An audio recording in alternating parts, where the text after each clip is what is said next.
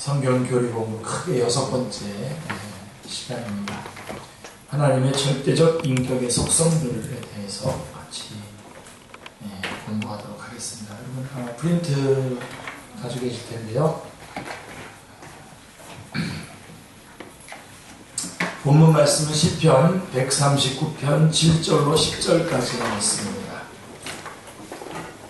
시편 139편 7절로 10절까지 말씀, 우리 프린트에 되어 있거든요. 앞부분에 한번 같이 한번 읽겠습니다. 내가 주의 영을 떠나 어디로 가며 주의 앞에서 어디로 피하리이까? 내가 하늘에 올라갈지라도 거기 계시며 스올에 내 자리를 펼지라도 거기 계시니이다. 내가 새벽 날개를 치며 바다 끝에 가서 거주할지라도 거기서도 주의 손이 나를 인도하시며 주의 오른손이 나를 붙드시리이다. 아멘. 네. 우리는 지금 하나님에 대한 위대하고도 중심적인 교리를 공부하고 있는 중입니다. 그래서 우리가 이 하나님에 대한 교리를 살필 때에 우리는 두 가지를 기억해야 됩니다. 첫 번째로 성경은 하나님의 존재를 논증하지 않고 사실로 간주한다는 것입니다. 그리고 또 하나는 하나님은 알 수 있는 분이시지만 동시에 불가해한 분이시다 라고 하는 사실입니다. 다시 말해서 우리는 하나님을 알 수 있지만 그러나 그 말이 곧 하나님을 완전히 혹은 남김없이 이해할 수 있다는 의미는 아니라는 것입니다. 그래서 우리 두 가지를 알고, 자, 그 다음에 이제, 지난 시간에 우리는 그래서 하나님에 대해서 공부할 때 제일 먼저 하나님의 존재에 대해서 공부했고, 그 다음에 두 번째는 하나님의 본성에 대해서 공부합니다. 그리고 지난번에 우리가 지난 수요일과 주일날 오후에 하나님의 본성에 대해서 공부를 다 했고요. 그래서 하나님의 본성을 살펴보았는데 하나님의 본성 4가지 기억나십니까? 하나님의 무한하심, 하나님의 영이심, 하나님의 인격성, 인격이심, 그리고 하나님의 동일체이심, 이 4가지를 우리가 배웠습니다. 물론 하나님의 동일체이심 이 부분은 이제 삼위일체에 관한 말씀이기 때문에 다시 저희가 또다시 공부하기로 하고요. 그래서 하나님의 존재, 그 다음에 하나님의 본성, 그 다음에 오늘은 이제 하나님의 속성, 그 다음에 이제 다음 시간에 하나님의 이름, 이렇게 공부를 계속 하겠습니다.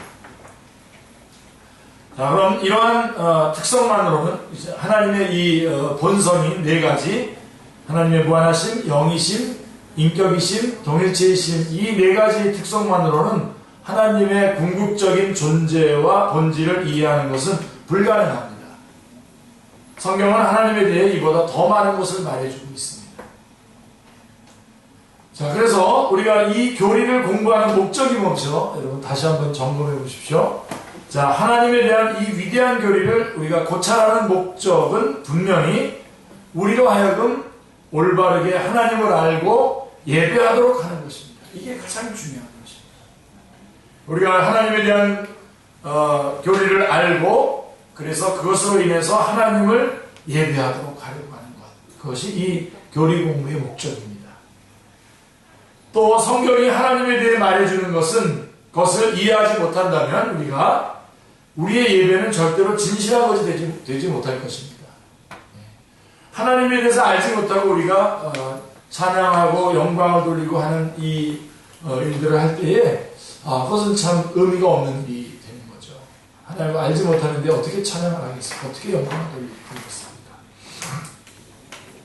그래서 우리 주님은 사마리아 여인에게 이렇게 말했습니다. 요한복음 4장 22절에서 너희는 알지 못하는 것을 예배하고 라고 말씀하고 있습니다. 그러니까 그들이 하나님을 안다고 생각했습니다. 마찬가지로 사도 바울도 에덴 사람들에게 이렇게 말했어요. 사도행전 17장 23절에 보면 너희가 알지 못하고 위하는 그것을 내가 너희에게 알게 하리라 라고 이렇게 말씀하고 있습니다. 그들은 알지 못하는 하나님을 예배하고 있었던 거예요. 누가 누군지도 알지 못하는 그 하나님을 예배하고 있었던 것입니다. 자, 이 문제는 대단히 중요합니다. 비록 우리가 하나님을 믿는다고 말하고 그분을 예배하고 있다고 믿고 있다고 하더라도 반드시 그 일을 하고 있는 것이 아닐 수도 있다는 것입니다. 우리 축제교회의 예배는 이러한 예배가 되어서는 절대로 안 되겠습니다. 자, 그리고 우리는 우리 주님이 사마리아 여인에게 가르쳐 주신 방식으로 예배하지 않는다면 결코 참된 예배를 드릴 수 없습니다. 주님은 말씀하셨습니다. 하나님은 영이시니 예배하는 자가 영과 진리로 예배할지니라. 요한복음 4장 24절에 말씀하고 있는데, 이게 이제 지금은 번역이 잘 됐는데, 전에는 개혁 성경에는 신령과 진정으로 이렇게 되어 있어가지고 그 의미를 파악하는데 어려움이 있었습니다. 그래서 영과 진리로, 성령님과 말씀으로 예배할지니라. 또 이렇게도 말씀하셨어요. 우리 주님은 아버지께서는 자기에게 이렇게 예배하는 자들을 찾으시느니라. 그러므로 우리가 하고 있는 것은 그저 어떤 신학적인 토론이 아니라 근본적으로 아주 실제적인 것입니다. 우리 이 교리 공부는, 성경 교리 공부는 실제적으로 주님을 예배하는 것에 구체적으로 쓰임받는 아주 실제적인 것이다 라고 하는 것입니다. 아멘입니다. 자, 우리가 하는 고찰들의 전체적인 목적은 어떻게 하나님을 예배할 것이며 그 다음에 어떻게 참된 하나님의 백성이 될 것인가를 배우는 것입니다. 하나님은 우리를 만나기 위해 겸손하게 자신을 낮추셨습니다. 또한 우리에게 하나님 자신에 대한 더 많은 상세한 계시를 주시기를 기뻐하셨습니다. 자, 추가적인 계시들은 두 개의 주요 부분으로 나누어집니다. 그래서 우리가 하나님의 본성에 대해서 배웠고요. 그 다음에 이제 하나님의 속성 두 가지, 하나님의 속성들과 또 하나는 하나님의 이름들. 성경에는 우리가 하나님의 속성들이라고 부르는 것들이 기술되어 있고, 또한 하나님이 자신을 나타내신 특별한 이름들도 제시되어 있습니다.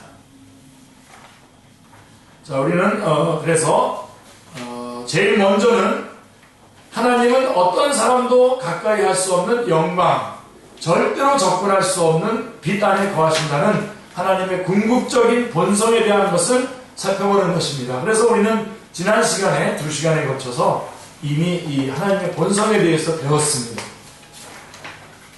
그 다음에 우리는 하나님이 우리에게 나타내 보이시길 기뻐하시는 하나님의 특성인 하나님의 속성들입니다. 속성들에 대해서 우리가 배워야 됩니다. 그리고 그 다음은 하나님은 우리에게 훨씬 더 가까이 오셨는데요. 그것이 바로 하나님이 스스로에게 특별한 이름을 부여하신 것입니다. 하나님께서 스스로에게 특별한 이름들을 부여하신 목적은 하나님께서 우리에게 더 가까이 오셔서 우리로 하여금 좌절과 혼돈에서 빠져나와 하나님이 자신에 대해 하신 말씀들을 알 수 있도록 하시려고 하신 것입니다. 자, 그래서 하나님의 속성들과 이름들을 아는 일에 있어서 우리는 전적으로 성경의 계시에 의존해야 합니다. 이거는 교리 공부할 때마다 언제든지 분명하게 붙잡아야 되는 것입니다.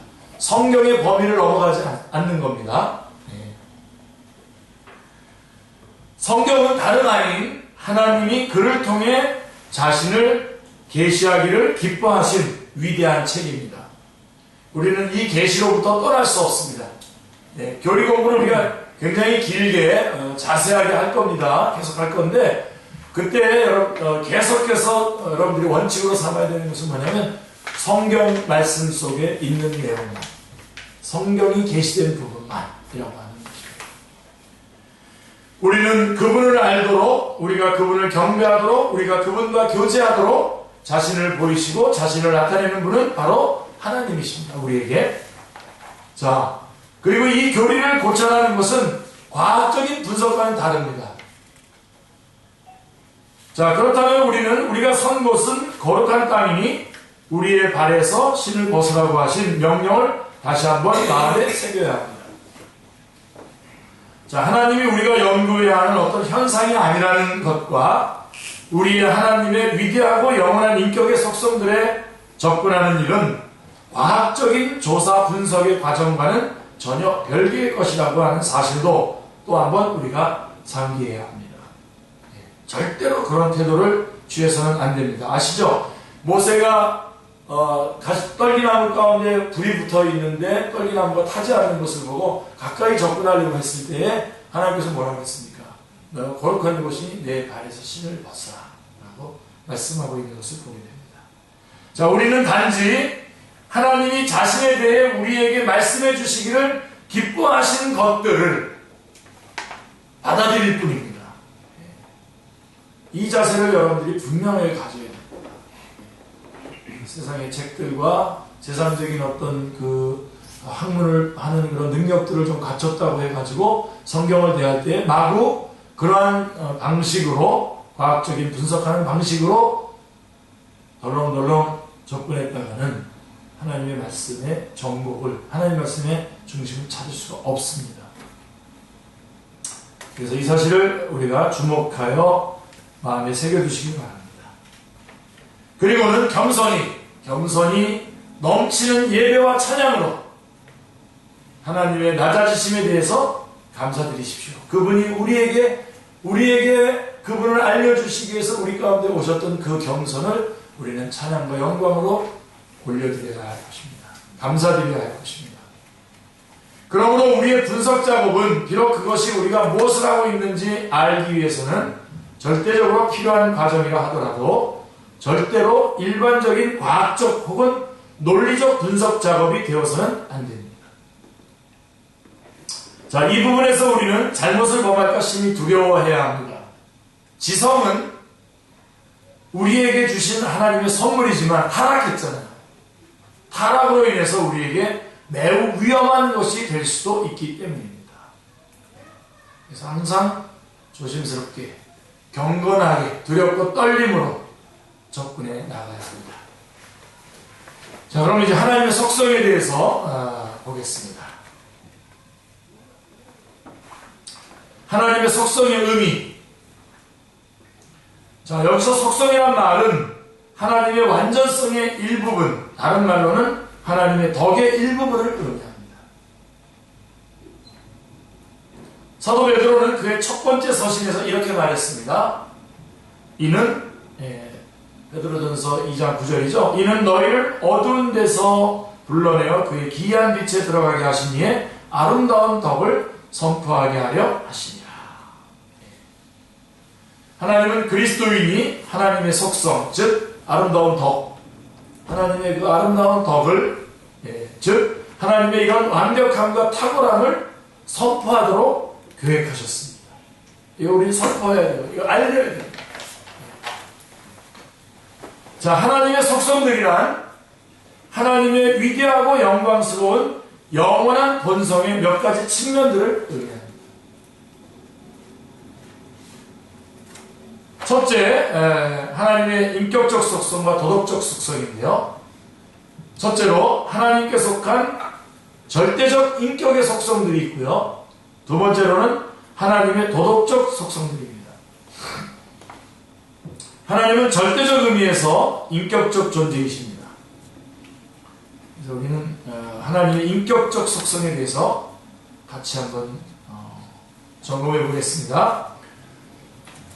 자, 하나님은 절대적 의미에서 인격적 존재이십니다. 그러면 하나님의 인격에 속한 속성들은 무엇이겠습니까? 제일 먼저는 하나님의 영원성과 불변성입니다. 너무 감사하죠. 이 속성들은 물론 하나님의 영원한 존재의 표상이며, 그러므로 우리가 주목해야 할 첫 번째 속성은 하나님의 영원성과 불변성입니다.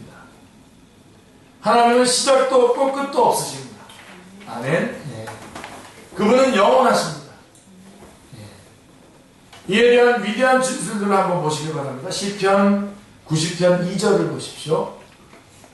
산이 생기기 전, 땅과 세계도 주께서 조성하기 전, 곧 영원부터 영원까지 주는 하나님이십니다. 할렐루야. 그죠? 시편 102편 12절도 한번 보시고요. 25절부터 27절도 한번 보시겠습니다. 우리는 단지 하나님의 영원성을 증언하고 바라보며 놀랄 뿐입니다. 자, 시편 102편 12절 말씀 한번 보십시오. 같이 읽겠습니다. 여호와여 주는 영원히 계시고 주에 대한 기억은 대대에 이르리이다. 그 다음에 25절로 27절 주께서 옛적에 땅에 기초를 넣으셨사오며 하늘도 주의 손으로 지으신 바니이다. 천지는 없어지려니와 주는 영전하시겠고 그것들은 다 옷같이 낡으리니 의복같이 바꾸시면 바꾸려니와 주는 한결같으시고 주의 연대는 무궁하리이다. 하나님의 이 영원하심, 하나님의 이 불변하심, 할렐루야, 놀랍죠? 우리가 이 하나님의 이러한 영원하심과 이 불변하심을 인식한다는 것, 그렇게 믿는다는 것, 이것은 가장 큰 특권입니다. 하나님의 불변성의 의미는 하나님은 절대로 변하지 않으신다는 것입니다. 하나님은 본질상 결코 달라질 수 없습니다. 하나님은 언제나 영원히 동일하십니다. 하나님이 현재 항상 보여주고 계신 모습, 그리고 과거에 계속해서 보여주셨던 모습으로부터 어떤 측면에서라도 변화가 생긴다는 것은 결코 있을 수 없는 일입니다. 아멘. 아멘 많이 하셔야 되는데 여기 지금 하나님의 위대한 이름 중에 하나는 이 사실을 시사합니다. 자, 여호와, 무슨 뜻입니까? 나는 스스로 있는 자다라고 하는 이 여호와라고 하는 의미는 나는 언제나 동일하다, 나는 변치 않는 자이다라고 하는 의미입니다. 하나님이 어떤 때는 이런 속성을 지니고 또 어떤 때는 저런 속성을 지닌다는 것은 가능하지 않습니다. 하나님은 그의 절대적인 완전성 가운데에 언제나 동일하십니다. 야고보가 이렇게 말씀했죠. 그는 변함도 없으시고 회전하는 그림자도 없으십니다. 야고보서 1장 17절에서 말씀하고 있습니다. 이게 바로 그 하나님의 영원하심과 불변하심에 대한 위대한 진술입니다. 그것이 하나님의 본성과 성품입니다. 하나님은 변함이 없으실 뿐만 아니라 심지어 변화의 가능성조차도 전혀 없으십니다. 자, 하나님의 이 영원하심을 생각할 때에, 불변하심을 생각할 때에 하나님께서 우리에게 약속하신 것들이 정확하게 우리 안에서 그대로 이루어질 것을 생각하면 감사와 감격밖에 없습니다. 감사할 것밖에 없습니다. 자, 그러면 이 하나님의 불변성은 어떤 불변성이냐? 인격적 존재로서의 불변성입니다. 자, 여러분들 가운데 이런 질문이 생겨날 수 있겠죠? 이쯤 왔으면, 성경은 하나님이 어떤 일들을 후회하셨다고 말하고 있지 않나요? 예, 그런 말씀도 있습니다. 또 창세기 6장에 보면, 땅 위에 사람 지으셨음을 한탄하사라고 이렇게 말씀하신 것도 있습니다. 그렇죠? 창세기 6장에. 그 다음에 요나서를 보면 하나님이 니느웨를 멸하지 않은 것으로 보아서 하나님도 변하시는 것이 아닐까요? 분명히 멸망시키려고 했지만 회개했을 때에 멸망시키지 않았다. 자, 목사님은 어떻게 하나님은 변하시지 않는 분이라고 말하면서 또 동시에 성경에는 후회하시는 하나님도 기록되어 있다고 말할 수 있습니까?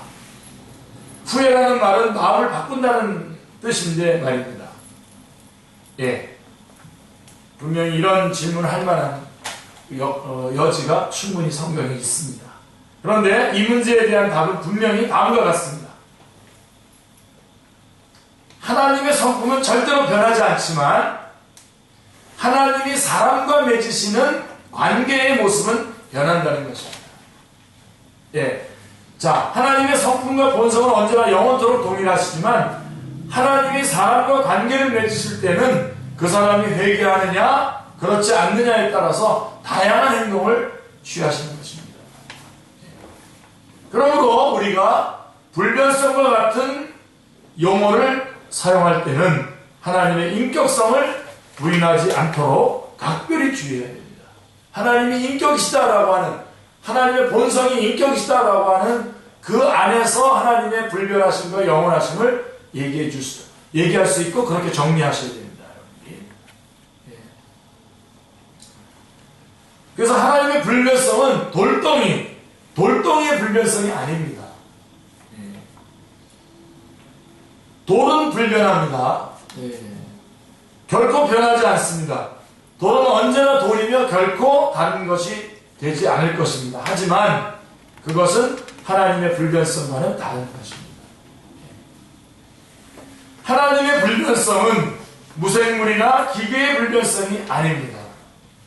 하나님의 불변성은 절대적으로 완전하신 존재의 불변성입니다. 아멘. 하나님은 인격적인 방법으로 사람들과 관계를 맺으시기 때문에 그분의 행동에는 변화가 있습니다. 인격이시다. 그러면 이 영원성과 불변성의 교리는 우리 그리스도인들에게 어떻습니까? 큰 위로를 주죠. 큰 위로를 줍니다. 아니요, 물어봐야 되겠네. 위로를 줍니까? 아니면 경고가 됩니까? 두려움입니까? 여러분? 우리 그리스도인들에게는 큰 위로입니다. 아멘. 네, 저라도 해야지. 아멘.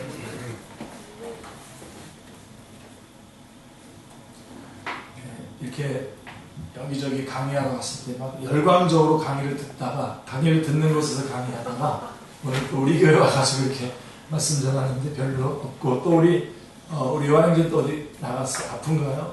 뇌뼈판이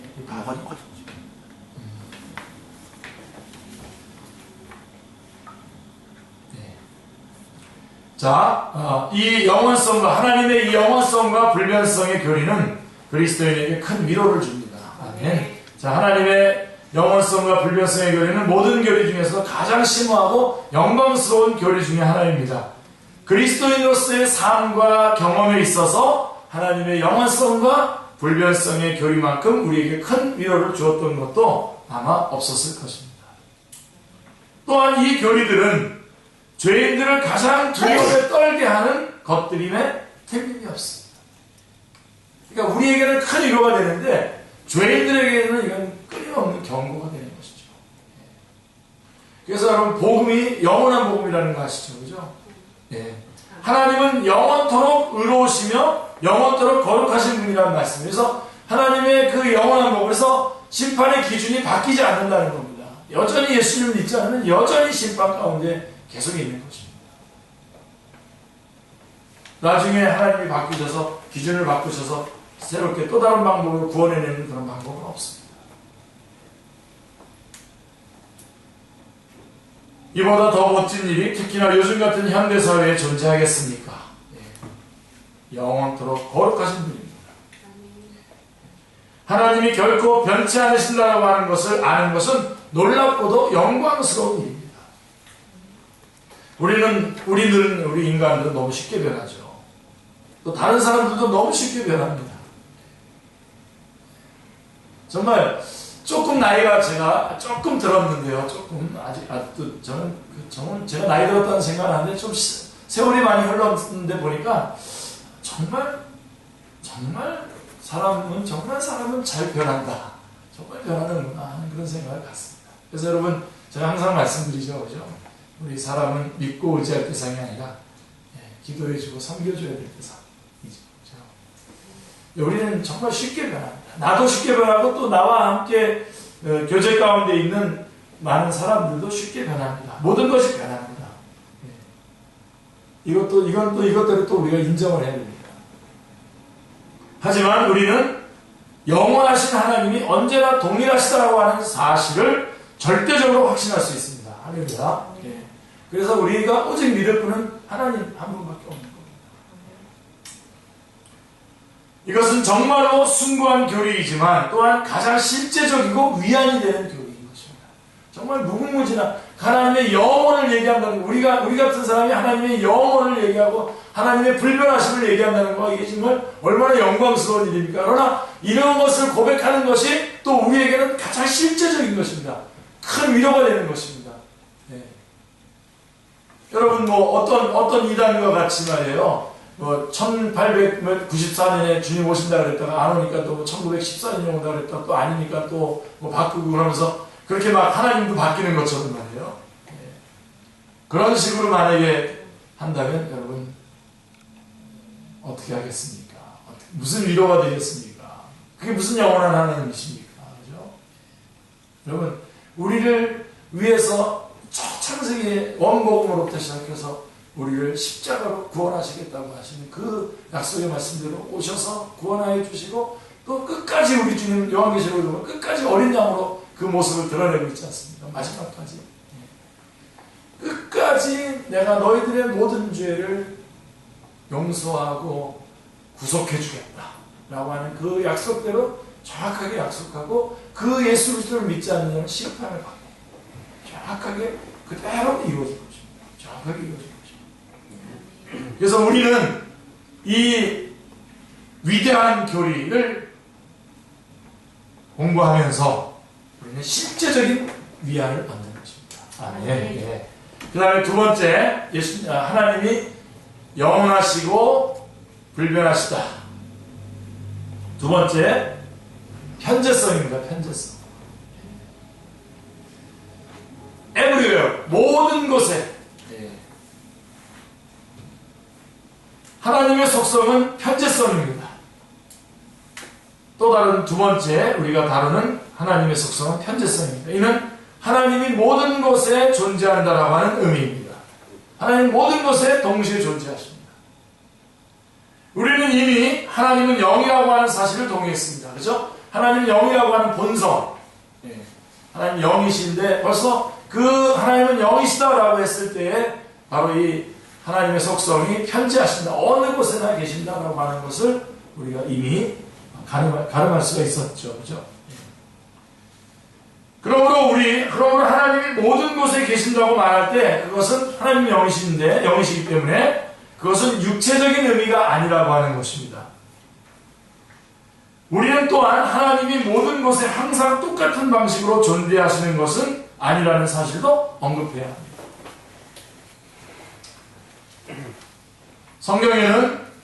성경에서는 하늘이 하나님이 계신 곳이라고 가르쳐 주기 때문입니다. 열왕기상 8장 30절, 우리가 이미 소개해드렸던 신인 동영론이라고 하는 위대한 용어를 우리가 기억할 것입니다. 이 용어는 우리의 이해를 위해서 절대적으로 필요한데요. 하나님께서 우리에게 가까이 하시기 위해서 우리를 이해를 돕기 위해서 이러한 방식으로 우리에게 말씀하셨는데요. 또 그래서 우리는 성경에서 하늘이 하나님의 계신 곳이라고 가르쳐주는 그러한 것도 우리가 같이 기억을 해야 됩니다. 그러므로 하나님은 모든 곳에 존재하시지만 하나님이 특별히 임하는 특정한 장소들, 이것은 대단히 부적절한 표현입니다만은 특정한 장소들이 있다는 것을 말해야만 합니다. 이 사실을 언급하는 것은 우리 자신을 범신론으로부터 보호하기 위해서인 것입니다. 범신론은 하나님이 만물 안에 갇혀있다, 영원히 갇혀있다, 일종의 포로라고 말하고 있습니다. 이 범신론이 지금 우리들에게 아주 실제적인 대적입니다. 모든 가치를 가치 상대주의거든요. 그리고 다 신이라고 얘기하고, 그러니까 누군가가 절대자가 있어서 절대적으로 그를 믿어야 된다, 이런 거를 인정하지 않습니다. 사람도 신이고, 또 산도 신이고, 자연도 신이고, 또 신도 신이고, 다 신이에요. 다. 그러니까 누가 누구에게 절대성을 띠고 어떤 거를 믿으라고 권하고 따라오고 순종하라, 이런 것들은 인정이 되지 않습니다. 우리 기독교 같은 경우는 여러분, 하나님께서 하나님이시고 그 하나님을 우리가 믿고 순종하고 따라가는 거 아니겠습니까? 그런데 그런 것들을 인정하지 않습니다. 그래서 그런 것들이 이제 다양한 방법으로 뉴에이지의 그런 모습으로 드러나죠. 예를 들면 또 특별히 신 중에서, 사람 중에서 신 중에 여자가 더 섬세하고 그러니까 더 쉰다운 거죠, 여성에 대한 연구들을 하고 그런 게 여성신학 뭐 이런 것 쪽으로 가기도 좀 합니다. 너무 많이 얘기하면 또 다른 의견을 가진 사람들이 또 뭐라고 할까. 범신론으로부터 보호하기 위해서 우리는 하나님은 어느 곳에 계시면 특별히 하늘에 계신다 이렇게 말씀을 하셔야 됩니다. 범신론은 하나님이 만물 안에 영원히 갇혀있는 일종의 포로라고 말하면서 하나님의 인격성을 부인합니다. 성경이 하나님의 편재성에 대해 진술하는 바를 보십시오. 먼저 에레미야 23장 23절 24절 말씀 같이 읽겠습니다. 나는 가까운 데에 있는 하나님이요 먼 데에 있는 하나님은 아니냐. 여호와의 말씀이니라. 사람이 내게 보이지 아니하려고 누가 자신을 은밀한 것을 숨길 수 있겠느냐. 여호와가 말하노라. 나는 천지에 충만하지 아니하냐. 하나님은 하늘에 충만하십니다. 하나님은 땅에 충만하십니다. 하나님은 모든 것에 계십니다. 아멘, 아멘, 아멘. 시편 139편도 특별히 이 내용을 다루고 있죠. 우리가 처음에 읽었었던 말씀이죠.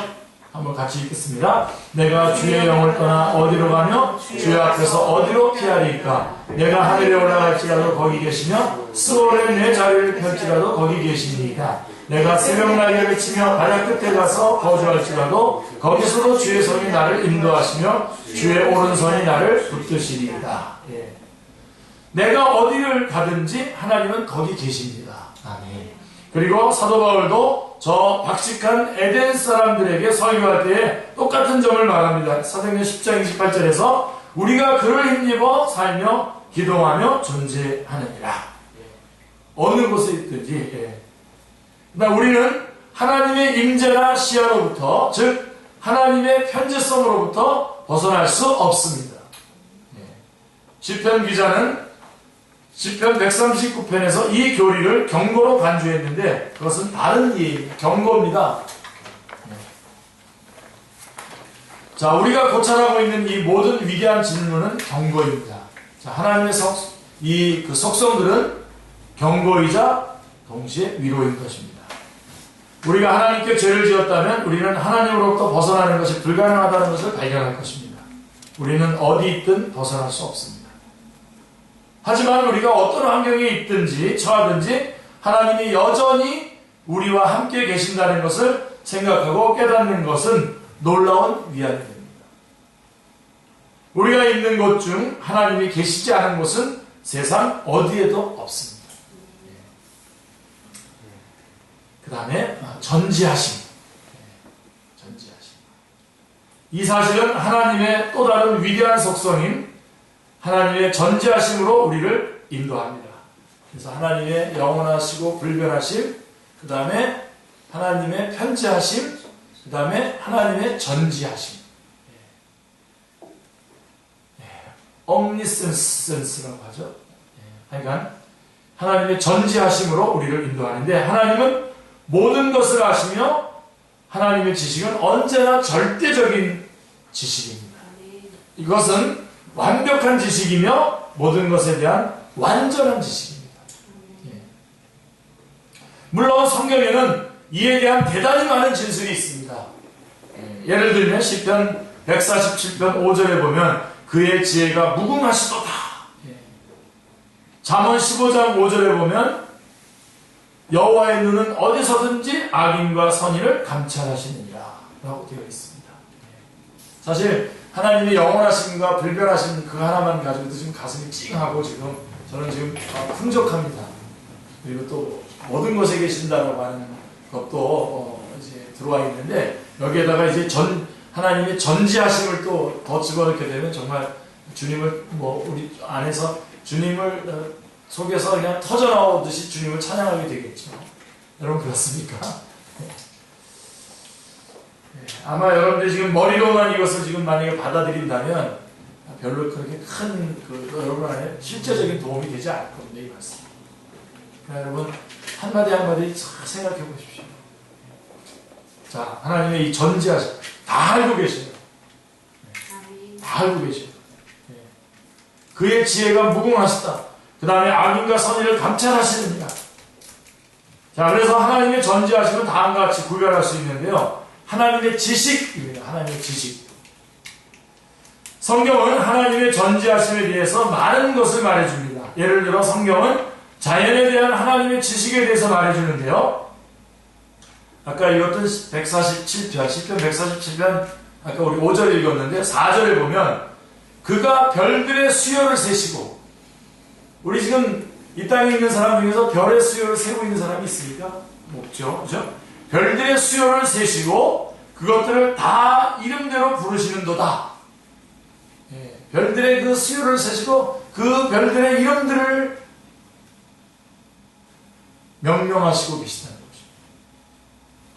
또 하나의 예를 들어보겠습니다. 하나님이 허락하지 아니하시면 어떻게 되죠? 참새 한 마리도 땅에 떨어지지 않는다고 하신 우리 주님의 다정한 말씀을 여러분들이 기억하시기 바랍니다. 마태복음 10장 29절이죠. 예, 기억하십니까? 마태복음 29절. 10장 29절. 참새 한 마리도 하나님의 허락 없이는 떨어지지 않습니다. 하나님은 자연의 영역 안에 있는 모든 것을 아십니다. 예. 우리로서는 상상조차 할 수 없는 일이지만 성경은 그것이 하나님께는 사실이라고 확언합니다. 밤하늘에 빛나는 그 많은 별을 보십시오. 하나님은 그것들을 모두 다 아시며 모든 별에 대해 이름을 지으셨습니다. 하나님은 모든 피조물을 이처럼 친밀하게 알고 계십니다. 하지만 우리는 분명 하나님이 우리에게 대해, 우리의 인간적인 경험에 대해 무엇을 알고 계시는지에 더 많은 관심이 있습니다. 시편 139편은 이 점에 대해서도 매우 감동적인 진술을 합니다. 덧붙여 말하면 이 시편에는 하나님의 속성들에 대한 완벽한 주석이 나와 있으며 그 속성들이 잘 분류되어 있습니다. 시편 기자는 말합니다. 2절에 주께서 내가 앉고 일어섬을 아시고 멀리서도 나의 생각을 밝히 아시오며. 어때요? 위로가 됩니까? 아니면 끔찍합니까? 그 다음에 나의 생각을 아세요. 그분은 나에 대해 모든 것을 아십니다. 3절에 나의 모든 길과 내가 눕는 것을 살펴보셨으므로 나의 모든 행위를 익히 아시오니 라고 말씀하고 있습니다. 4절에서는 한 걸음 더 나아가 이렇게 말합니다. 여호와여 내 혀의 말을 알지 못하는 것이 하나도 없으십니다. 내가 말하는 모든 말들을 다 알고 계시다라고 하는 것입니다. 하나님의 우리에 대한 지식은 정확하고 자세합니다. 하나님이 모세에게 이렇게 어떻게 말씀하셨는지 보십시오. 출애굽기 3장 7절에 내가 애굽에 있는 내 백성의 고통을 분명히 보고 라고 말씀하고 있습니다. 유명한 기절이죠. 출애굽기 3장 7절 앞뒤로 애굽에 있는 내 백성의 고통을 분명히 보고, 하나님은 그의 백성이 애굽에서 고난받고 있는 것을 아셨습니다. 그들의 고통을 아셨습니다. 하지만 슬프게도 하나님의 백성은 믿음과 지식의 부족으로 인해서 종종 하나님이 알지 못하신다고 생각하는 유혹에 빠집니다. 많은 시편에서 이 사실들을 발견할 수 있습니다. 하나님은 모르십니까? 왜 이렇게 하십니까? 모르십니까? 라고 하는 그런 시편의 기자의 물음들이 있죠. 하나님이 그가 베푸실 은혜를 잊으셨는가? 시편 77편 9절에 하나님은 우리에게 무슨 일이 일어나고 있는지 인식하지 못하시는가? 하지만 우리는 절대로 그렇게 생각해서는 안 됩니다. 그런 말을 하는 것은 우리의 무지 때문입니다. 하나님은 우리에 대해 모든 것을 아십니다. 할렐루야. 다시 한번 복되신 우리 주님의 말씀을 한번 인용해 보겠습니다. 누가복음 12장 7절 시작. 너희에게는 심지어 머리털까지도 다 세신 바 되었나니. 우리가 관심도 갖고 있지 않는 머리카락 숫자도 세고 계시다고 한다면 여러분 생각해 보세요. 우리의 관심거리, 우리의 결혼, 우리의 어떤 그 직장, 우리의 삶, 우리의 앞날, 하나님께서 얼마나 더 철저하게 앞뒤 전후 좌우로 계획하시고 준비하시고 차근차근 진행해 주시겠습니까? 하나님을 믿고 의지하시기 바랍니다. 머리카락 숫자도 세고 계십니다. 머리털까지도 다 세신 바, 심지어 우리의 머리털 숫자까지 세고 계십니다. 이보다 더 자세한 지식을 상상할 수 있습니까? 하나님은 우리를 이토록 자세히 아십니다. 히브리서 4장 13절에 엄청난 진술을 보실까요? 같이요. 지으신 것이 하나도 그 앞에 나타나지 않음이었고 우리의 결산을 받으실 이의 눈앞에 만물이 벌거벗은 것 같이 그러하니라. 하나님의 전지하심에 대해 그보다 더 웅대하고 더 웅변적인 진술은 없습니다. 그것은 완벽한 요약입니다. 그것이 우리에 대한 그리고 우리 인간의 체험에 대한 하나님의 지식입니다.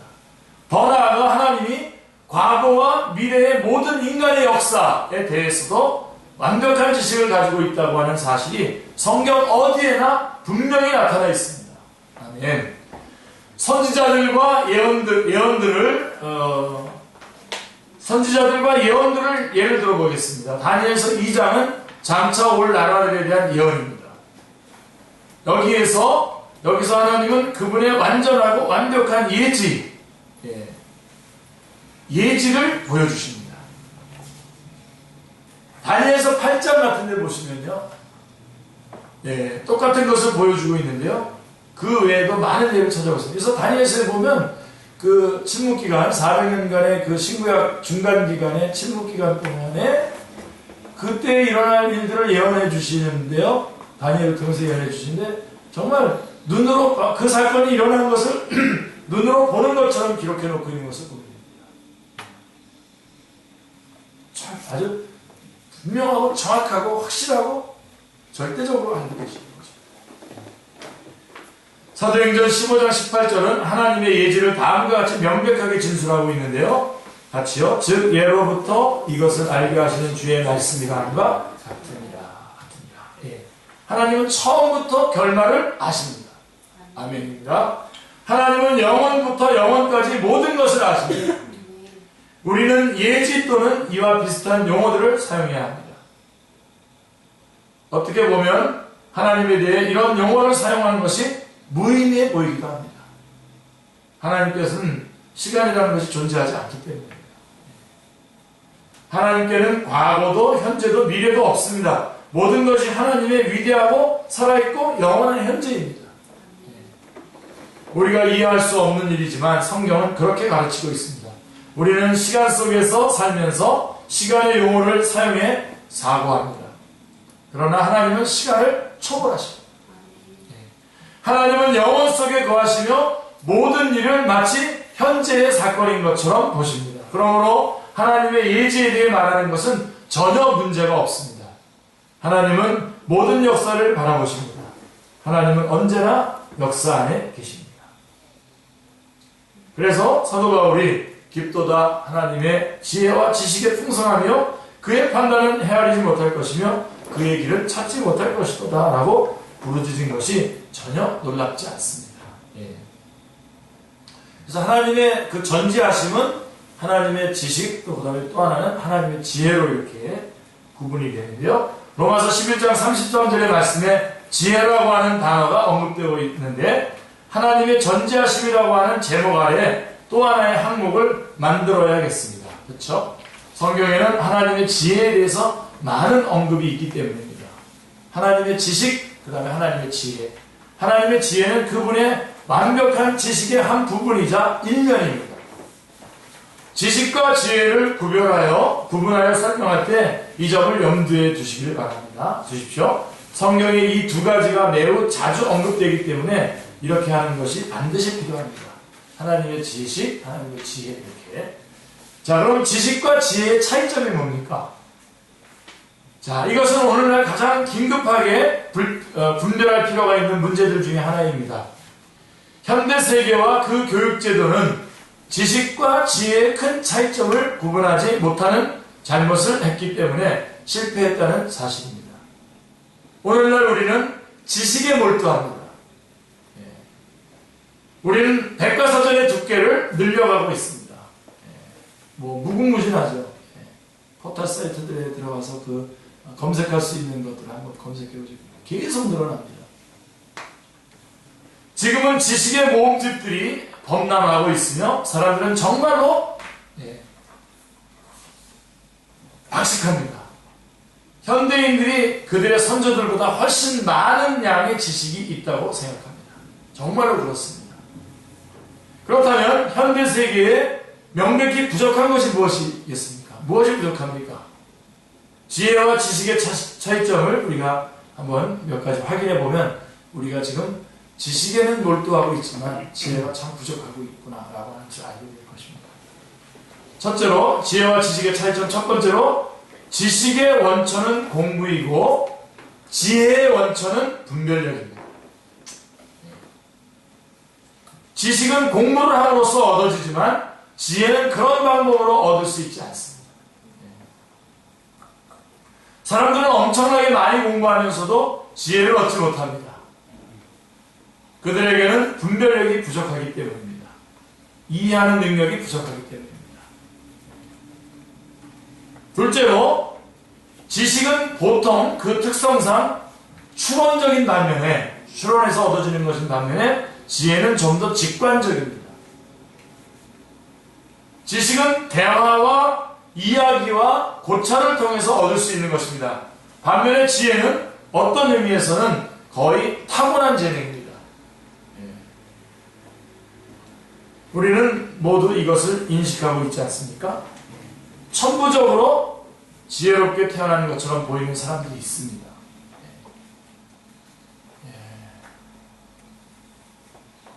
그들은 그리 많은 지식을 갖고 있지는 않을지 모르지만 우리는 그들에게 가서 조언을 얻고자 합니다. 그렇죠? 지식을 많이 가지고 있는 거가 아니에요. 요즘 뭐 지식을 얻어 가려고 하려면 다른 방법도 많이 있죠. 근데 지혜로운 사람을 만나서 그분들의 충고를 듣는 거, 그분들과 대화를 나누는 건 참 복된 일이겠죠. 누구에게 가면 됩니까? 어디를 찾아가면 됩니까?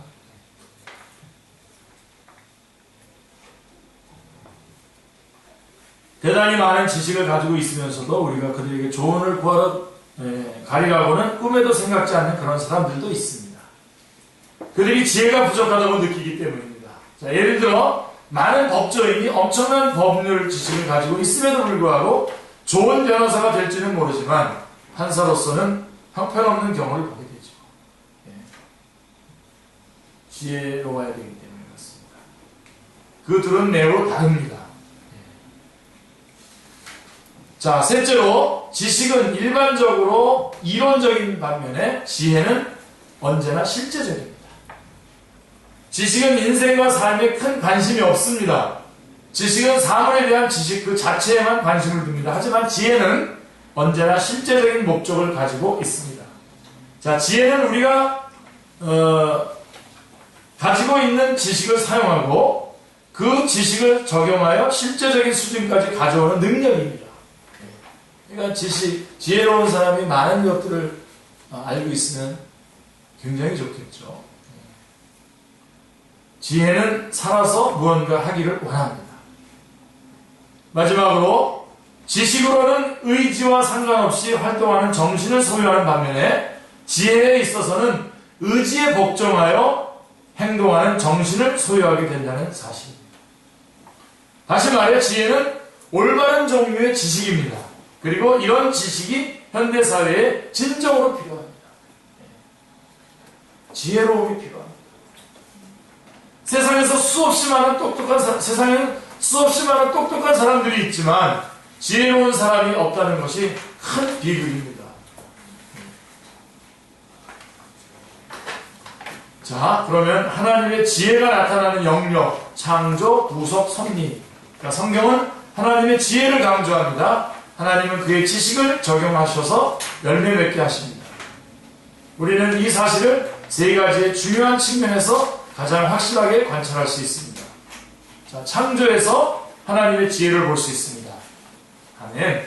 이 사실은 창조 교리를 다룰 때에 논의할 생각입니다. 하지만 진화라고 하는 가설과 이론 때문에 어려움을 겪는 사람들이 많습니다.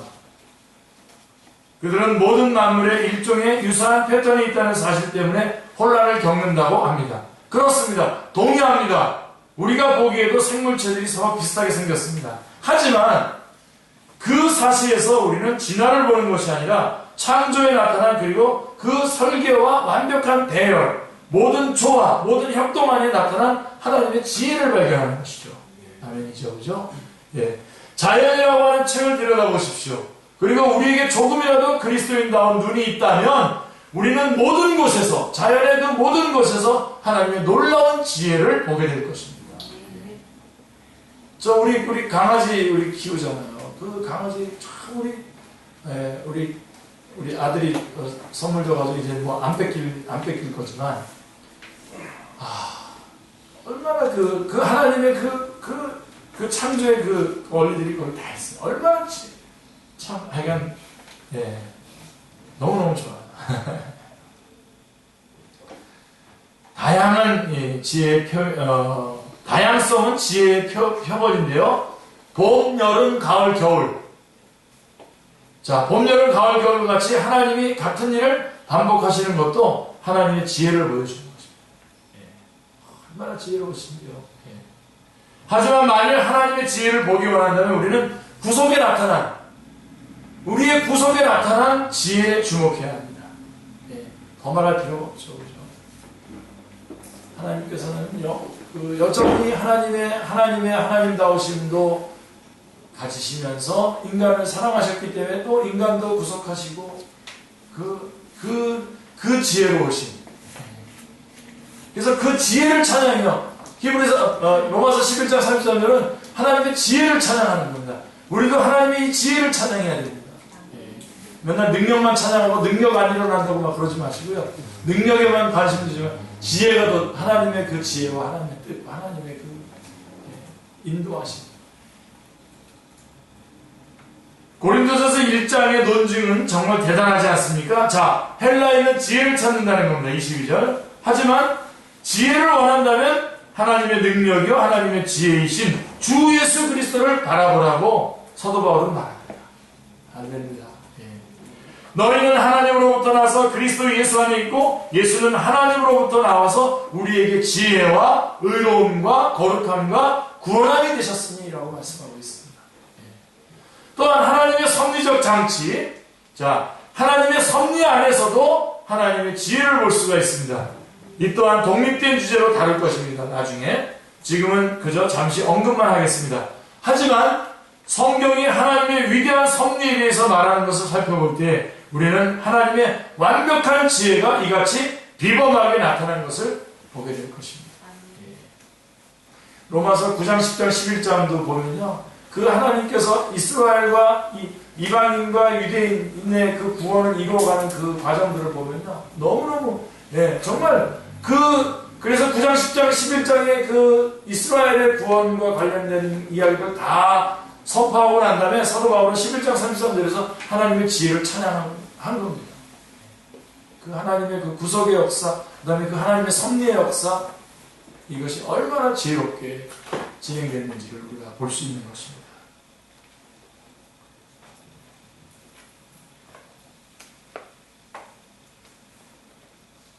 시간이 많이 갔기 때문에 전능하심, 그냥 간단하게 정리하겠습니다. 전능하심. 더 이상 설명이 필요합니까? 하나님은 전능하십니다. 하나님의 능력을 말하는 것이고요. 다음에 시간이 있으면 조금 더 여기 설명하고 넘어가기로 하겠습니다만, 그 다음에 전능하신 다음에 여러분들이 좀 그 프린트 좀 더 내려가 보시면,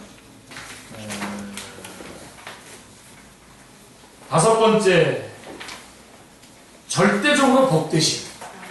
하나님은 전능하시고 그 다음에 절대적으로 복되심. 너무 감사하죠. 성경은 하나님의 철저하고 절대적인 완전성을 말합니다. 하나님은 모든 탁월함의 총합입니다. 하나님보다 더 높거나 더 위대하거나 더 나은 것은 아무것도 없습니다. 생각할 수 있는 모든 완전함이 절대적인 방식으로 하나님 안에 있으며 하나님은 모든 부족한 점과 모든 한계를 뛰어넘어 높임을 받으십니다. 그래서 성경은 하나님의 완전하심에 대해 말하는 동시에 하나님의 복되심에 대해서도 말합니다. 그래서 요한복음 7장, 요한복음에 보면 7개의 그 기적이 나오지 않습니까? 다 하나님의 그 완성되신, 완전하심을 말씀하고 있는 것입니다. 자, 하나님을 복되신 분이라고 할 때 그 말에 의미하는 바가 무엇입니까? 그가 의미하는 것은 하나님 자신의 지식과 사랑의 대상은 바로 하나님 자신의 완전함이라고 하는 사실입니다. 하나님은 그분 자신을 기뻐하십니다. 하나님은 자신을 즐거워하시며 완벽하고 절대적으로 자족하신 분이십니다. 여호와이십니다. 스스로 있는 자이십니다. 성경에 따르면 하나님은 그분 자신과 그분의 영광스러운 존재 안에서 기꺼이 만족하십니다. 이것이 하나님의 복되심입니다. 하나님 되심, 하나님의 만족하심. 그리고 마지막 속성은 영광입니다. 하나님의 영광. 이것은 성경에서 하나님의 위대하심, 하나님의 광휘, 하나님의 어미하심을 묘사하는 말입니다. 우리는 하나님의 영광이 성전을 가득 채우고 하나님의 영광이 어떤 사람들에게 희미하게 나타난 기록을 볼 수 있습니다. 이는 그들이 하나님의 존재의 위대하심, 광휘하심, 어미하심, 능력에 대해 어느 정도 이해하게 되었다는 의미인 것입니다. 그것들을 우리가 볼 수 있는 것이죠. 지금까지 우리는 하나님의 속성들 중에 일부를 함께 살펴보았습니다. 한번 해볼까요? 하나님의 영원하심, 불변하심, 그 다음에 현재하심, 그 다음에 전지하심, 그 다음에 전능하심, 그 다음에 복되심, 그 다음에 영광. 나중에 이런 것들은 더 자세하게 이렇게 또 좀 설명할 수 있는 시간이 있겠습니다. 그래서 우리는 소위 하나님의 도덕적 속성들에 대해서는 아직 살펴보지 않았죠? 지금 인격적인 속성들만 살펴본 겁니다. 인격적인 속성은 하나님만 가지고 계신 속성입니다. 나눌 수 없는 비공적 속성이라고 하죠. 그리고 이제 도덕적 속성들은 나눌 수 있는 우리 인간들도 가지고 있어요. 우리 인간들도 알 수 있어 공적 속성이라고 하는 건데 이거는 우리가 또 다음 시간에 우리 도덕적 속성들에 대해서는 다음 시간에 배우도록 하겠습니다. 우리는 단지 하나님의 본성과 인격성에 속한 속성들까지 이제 배웠습니다. 이 시점에서 우리에게 주어진 가장 큰 특권은 하나님을 예배하며 그분과 함께 교제하는 것임을 깨닫고 이전 어느 때보다도 하나님의 발 아래 엎드려 우리 자신을 전적으로 하나님께 드리고자 하는 마음이 간절해지지 않았다면 이 하나님의 그 처음부터 하나님의 본성부터 시작해서 하나님의 속성에 대한 것까지 쭉 이렇게 살펴봤는데도 아직 하나님께 대한 간절한 마음 아직도 간절해지지 않았다면 우리는 시간을 낭비한 것입니다. 간절해지셨죠? 위로가 되죠? 저는 너무너무 위로가 됩니다. 한 회사에 지금 임원이신데 그분에게 기도 제목이 있어요. 근데 그분에게 제가 이 말씀을 전했어요. 그러니까 사실은 그 회사에 가서 말씀을 전할 때 제가 일부러 이 말씀을 가지고 전했어요. 근데 그가 그 기도 제목 가지고 있었던 거를 여기서 아멘으로 벌써 응답을 받았어요. 자, 우리는 가까이 가지 못할 빛에 거하시고 어떤 사람도 보지 못하였고 또 볼 수 없는 하나님, 그리고 자비롭게도 그분 자신에 대해 우리에게 말씀하시기를 기뻐하신 그 하나님을 살펴보았습니다. 할렐루야. 그러므로 하나님께 감사하고 하나님을 경배하도록 하십시다. 아멘.